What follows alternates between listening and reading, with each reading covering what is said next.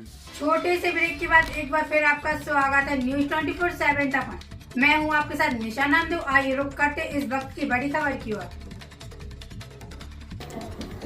उज्जैन में मध्य प्रदेश के मुख्यमंत्री डॉक्टर मोहन यादव की अध्यक्षता एवं केंद्रीय स्वास्थ्य मंत्री डॉक्टर मनसुख मांडविया की मुख्य आतिथ्य में 1,75,00,000 की लागत से निर्मित देश के पहले हेल्दी एवं हाइजीनिक फूड स्ट्रीट प्रसादम का हुआ लोकार्पण।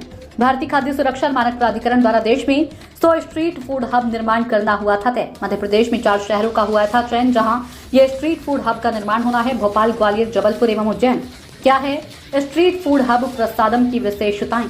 प्रसादम में संचालित दुकानें FSSAI से लाइसेंस प्राप्त होकर उच्च मानकों का पालन कर खाद्य सामग्री का विक्रय होगा। प्रसादम में सिर्फ शाकाहारी खाद्य का विक्रय होगा। आगंतुक श्रद्धालुओं के लिए शुद्ध पेयजल के साथ ही छायादार बैठक व्यवस्था, पार्किंग एवं डिजिटल भुगतान सुविधा उपलब्ध रहेगी। प्रसादम में स्वच्छता का पूरा ध्यान रखते हुए हाथ धोने की व्यवस्था के साथ ही डस्टबिन की सुविधा भी रहेगी। क्या है, कहाँ है प्रसादम? महाकाल लोकयवंतिका हाट एवं नीलकंठ पथ परिसर के मध्य प्रसादम 1,75,00,000 की लागत से 17 दुकानों का निर्माण किया गया है। संजय शर्मा की रिपोर्ट। मेरे साथ सभी प्रेम से बोले जय श्री महाकाल। क्षिप्रे नर्मदे महारानी की। आज का ये बाबा महाकाल की शरण में प्रसादम लोकार्पण कार्यक्रम और अद्वितीय प्रतिभा के धनी डॉक्टर मांडविया जी के लिए करतल ध्वनि से अभिनंदन करें, उनका स्वागत करें। बहुमुखी प्रतिभा के धनी अलग अलग सेक्टर में अलग अलग प्रकार से जैसे वो काम करते हैं, और कुछ उदाहरण हमारे सामने भी है कि जब दुनिया में कोविड की चुनौती थी, भारत में भी चुनौती थी, ऐसे में हेल्थ सेक्टर में कैसे काम करना।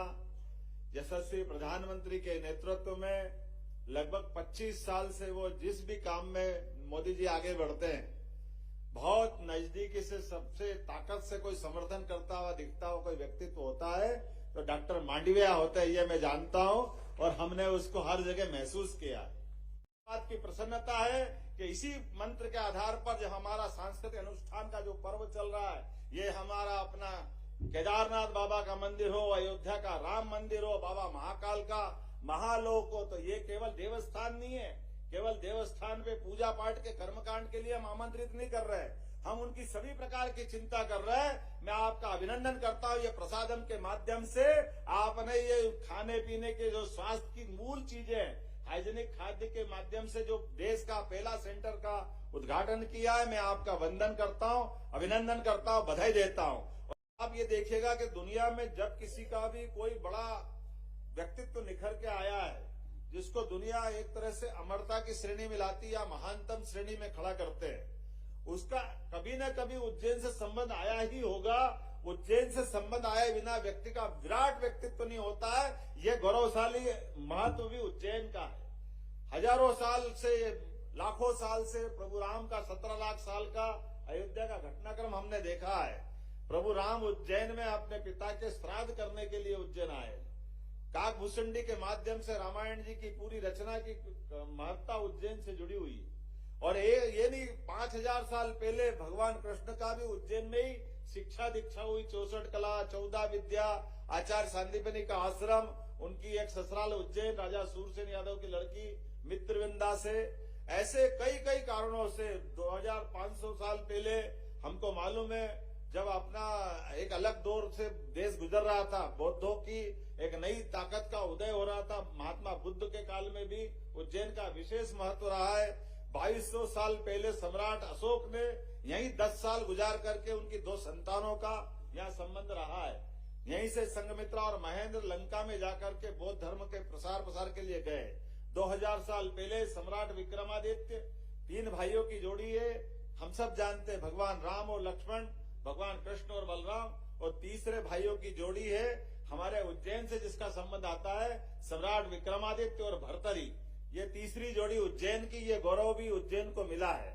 और मैं आज के इस अवसर पर बहुत सारी बात कर सकता। राजा भोज के जीवन काल में, जिनने एक राजा होते हुए भी कितने प्रकार की विशेषता हो सकती किसी के अंदर, जिसकी आयुर्वेद की दक्षता आज भी उनके आयुर्वेद के लिखे हुए भोजपत्रों के प्रमाण आज उनका अलग प्रकार का व्यक्तित्व लाते हैं। शस्त्र शास्त्र तमाम प्रकार की चीजों में भोज का जो विराट व्यक्तित्व था, राजा भोज की राजधानी भी उज्जैन रहा है और उज्जैन में मेरा जवाबदारी दोहरी हो जाती है।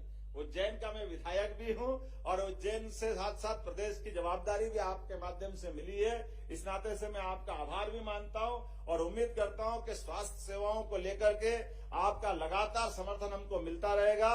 और आज ही के अवसर पर लगभग 227 करोड़ के कई सारे निर्माण कार्य, लोकार्पण, भूमि पूजन का भी आज हमने इसी कार्यक्रम के माध्यम से दोनों कार्यक्रम किए। एक बार करतल ध्वनि से पूरे कार्यक्रमों का कि विकास का कारवां लगातार चलता रहेगा, विकास के मामले में कोई कॉम्प्रोमाइज नहीं होगा, इसी प्रकार के लगातार कार्यक्रम चलते रहे। कल ही हमने तय किया है कि इस बार की मकर संक्रांति महिला सशक्तिकरण के लिए होगी, क्योंकि माननीय मोदी जी ने कहा है कि हमारी दृष्टि में केवल 4 ही जातियां हैं, उसमें महिला, किसान, युवा, गरीब। तो निश्चित रूप से हमारी सरकार इन चारों सेक्टर में बराबरी से काम कर रही है। मैं उम्मीद करता हूं कि इन कामों के माध्यम से निश्चित रूप से न केवल लोकतंत्र गौरवान्वित होगा, बल्कि 21वीं शताब्दी में भारत माननीय मोदी जी के नेतृत्व में दुनिया का सबसे सशक्त राष्ट्र बन के उभरेगा।